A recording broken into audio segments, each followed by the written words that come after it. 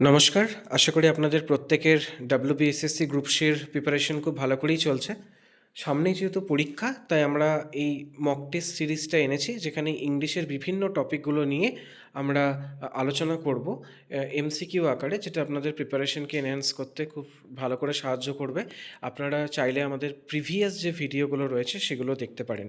আচ্ছা, প্রথমেই চলে যাচ্ছি যে কি বলেছে ইনএফেবল, এটার সমার্থক শব্দ বলেছে। ঠিক আছে, তাহলে ইনএফেবল মানে কি আমরা দেখে নিই।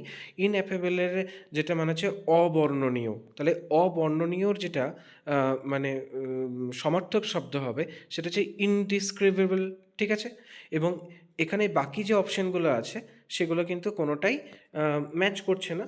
তাহলে ইনএফেবলের হচ্ছে ইনডিসক্রিবেবল, এটা হচ্ছে সমার্থক শব্দ। পরেরটা দেখি কি বলছে, অবফিউস্কেট। ঠিক আছে, তাহলে এটার বিপরীতার্থক শব্দ কি হবে? আচ্ছা, অবফিউস্কেট এই শব্দটার অর্থ হচ্ছে ক্ল্যারিফাই করা। ঠিক আছে, মানে মানে যেটা অস্পষ্ট করা। তাহলে এখানে ক্ল্যারিফাই যেটা আছে সেটা হচ্ছে স্পষ্ট, বাকিগুলো কিন্তু কোনোটাই এর সাথে ম্যাচ খাচ্ছে না। তাহলে এটা হলো বিপরীতার্থক শব্দ আমাদের হলো ক্ল্যারিফাই।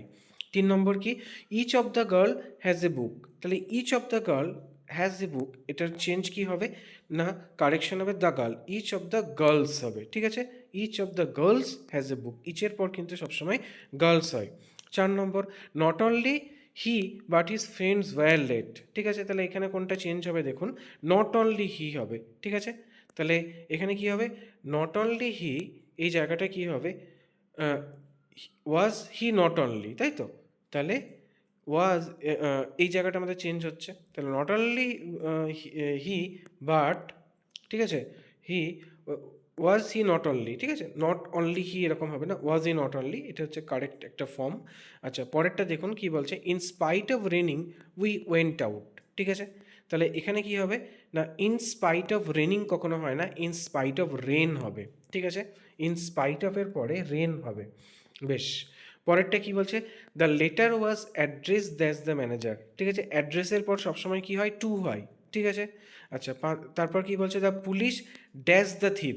তাহলে এটা হচ্ছে ফ্রেজাল ভাব, তাহলে এটার এক্সাম্পল হবে গিভ আপ। ঠিক আছে, গিভ আপ মানে হচ্ছে কি স্যারেন্ডার্ড।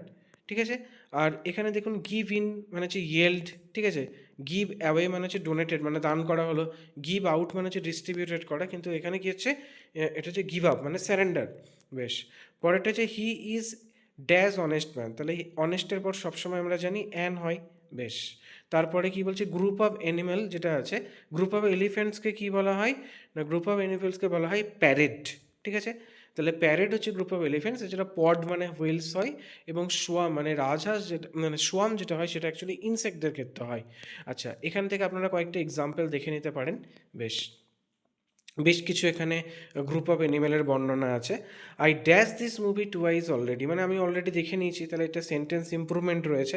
তাহলে I have seen this movie twice, দেখেছি। ঠিক আছে, এটা present perfect for experience till now, এটা বোঝাতে কাজে লাগছে। আচ্ছা, হি ওয়ার্ক ভেরি হার্ড হবে না কোনটা হবে, তাহলে এখানে অবশ্যই হার্ড হবে।